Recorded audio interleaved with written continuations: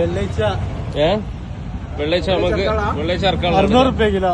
കിലോന് എത്രയാണ്? 600. കിലോ 600 രൂപയാണ് വെള്ളിയാഴ്ച. വണ്ടി പോട്ടെ.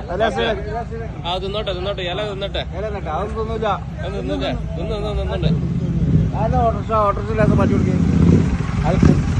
അപ്പൊ ഒട്ടകത്തിന്റെ ഇറച്ചി ആവശ്യമുള്ളവരൊക്കെ ബന്ധപ്പെടുക. ഞാൻ ഇതിന് മൊബൈൽ നമ്പർ കൊടുക്കണ്ടാവില്ല.